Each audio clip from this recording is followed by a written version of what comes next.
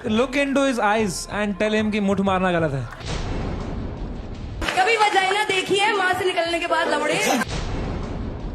Basically आप जहाँ पे भी जाते हो वो चीज बंद हो जाती है। ये कैसी बदनसीबी है? भाई इंडियाज गॉट टैलेंट जो कि इंडिया से चूतिया का शो है, यहीं पर एक ऐसी कंट्रोवर्सी क्रिएट हो गई। बात सीधे यूट्यूब से पार्लियामेंट और पार्लियामेंट से सीधे नेशनल टीवी पर आ गई। भाई इस दुष्ट मानव के कहने पर रणवीर इलाहाबादिया और इस पतन छुरी ने ऐसी ऐसी बातें कह दी जिन्हें सुनकर कुछ लोग ऑफेंड हो गए और इन्हीं के नाम पर उल्टी सीधी हर प्रकार की FIR दर्ज हो गई। भाई अब लोगों का सीधा कहना है कि शो करो बंद और इन्हें पहुंचाओ जेल। जब तक इन पे ये कार्रवाई नहीं होगी हम इस जगह पर कोई भी शो होने नहीं देंगे।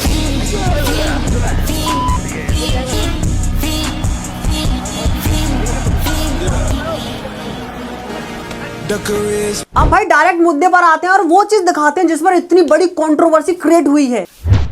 क्यों वजाइना में सेंसेशन खत्म हो गई है क्या? वजाइना में सेंसेशन खत्म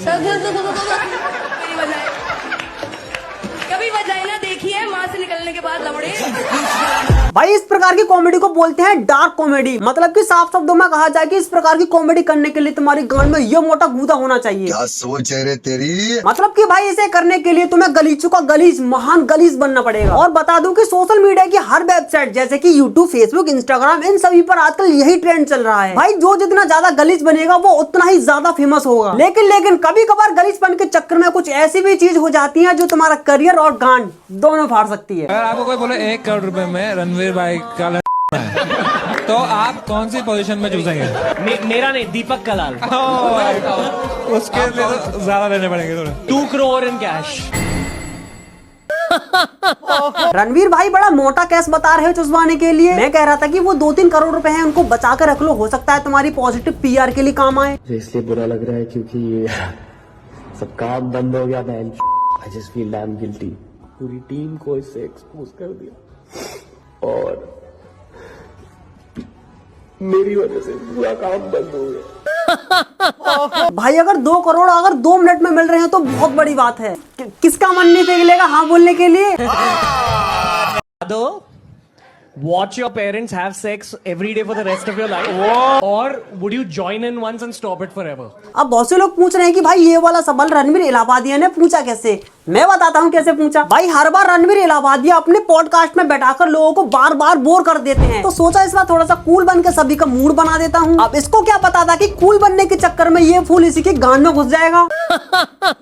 थोड़ी सी जानकारी के लिए बता दूं, इसने जो डायलॉग मारा था वो किसी दूसरी कंट्री के शो में से चुराया गया था। वो कहते हैं ना कि चोरी का माल हमेशा मोरी में जाता है। मजाक मजाक में जिंदगी के लौड़े लगवा लिए। मेरी वजह से पूरा काम बंद हो गया। वैसे रणवीर भाई तुम्हारी इस वाली वीडियो को देखकर साफ साफ जाहिर हो गया कि तुम्हारी स्टूडियो में पॉडकास्ट ही नहीं कुछ और भी शूट होता है। भाई अगर मेरे नजरिए से देखा जाए, अगर इतनी सारी कंट्रोवर्सी के बाद भी अगर ये वाला शो बंद नहीं हुआ, अगर जनता को कंट्रोवर्सी दिखा दिखा कर चूतिया बनाया जा रहा है, तो भाई उस शो का कहीं ना कहीं बहुत तगड़ा मुनाफा होने जा रहा है। भाई मैंने सोचा था कि ये वाली बात सिर्फ यूट्यूब तक ही सीमित रहेगी, लेकिन मुझे क्या पता था कि ये बात पहले पार्लियामेंट जाएगी और फिर डायरेक्ट प्राइम मिनिस्टर के पास। मुझे भी इसकी जानकारी मिली है, मैंने अभी तक उसको फर्स्ट स्टैंड देखा नहीं है, लेकिन बहुत भद्दे तरीके से कुछ चीजों को कहा गया है, प्रेजेंट किया गया है। फ्रीडम ऑफ स्पीच सभी को है, लेकिन हमारी फ्रीडम वहाँ समाप्त हो जाती है जब हम किसी और के फ्रीडम पर इंक्रोच करते हैं। मुझे ऐसा लगता है कि अभिव्यक्ति इसकी भी कोई मर्यादाएं है। भाई काम ऐसा करो जिससे 4 लोग नहीं पूरा देश शर्मिंदा हो। अब चलो प्राइम मिनिस्टर का वो वाला शो भी दिखा देता हूँ जब इस नाबालिग को अवार्ड मिला था, structure of the year award, जिसके विनर है रणवीर इलाहाबादिया। तो कुछ फिटनेस का मंत्र देंगे लोगों को? योगा करनी चाहिए, मेडिटेशन करनी चाहिए, और कभी कभार डार्क कॉमेडी के नाम पर गंदी बातें भी करनी चाहिए। फिर तो ये लोग कहेंगे कि मोदी जी की बात बता रहा है, तो फिर कहेंगे तुम बीजेपी वाले हो गए हो। मोदी जी शायद यूथ की बातें कर रहे हैं। मोदी जी यूथ की बात कर रहे हैं और रणवीर भाई सुना था रणवीर भाई तुम कुछ दिन पहले गोवा में डूब गए थे, लेकिन वहां से तो बच गए, लेकिन यहाँ से बच पाना बहुत मुश्किल है। भाई गोवा में तुम्हारी गर्लफ्रेंड का समय बहुत बढ़िया चल रहा था, लेकिन यहाँ समय का समय भी खराब चल रहा है। यहाँ तुम डूब गए, मेरी वजह से पूरा काम बंद हो गया। भाई मुझे लगता है कि ये वाला शो एक बंदे की वजह से बंद हुआ है। वो पहले ही समय रहना को वार्निंग दे के गया था। बेसिकली आप जहाँ पे भी जाते हो वो चीज बंद हो जाती है। कैसी बदनसीबी है? और क्या बंद हुआ है? फिर वो स्कूल भी बंद हो गया, उसमें उसको भी किसी में मर्ज कर दिया, फिर तीसरे स्कूल में गया। तो अब आप इंडिया गॉट टैलेंट पे आए हैं। हाँ, मैं लिखते टाइम मेरी लग रहा था मुझे ये कि मैं गुफा खोल दूंगा तेरी। वो समय भाई गुफा उसकी नहीं, गुफा अब तुम्हारी खुलेगी। थोड़ी देर हो गई मुझे देखने में। सब लोगों ने मिलकर इस बात का ट्रॉमा मेरी लाइफ से। वो सुना है ना कि कभी कभार कई हुई बातें सच भी हो जाती हैं। लो आज देख भी लिया। क्यों वजाइना में सेंसेशन खत्म हो गई है क्या? वजाइना में सेंसेशन खत्म हो गई है। कभी वजाइना देखी है माँ से निकलने के बाद लमड़े? हाँ हाँ देखी है ना वो तुम्हारी बिकनी वाली वीडियो में। पति परमेश्वर चाहिए मुझे, बताओ कहाँ से मिलेगा? 6 फुट 4 इंच उसी पे डोरे मार रही है सीधे भाई। और नीचे से मिनिमम 6 इंच।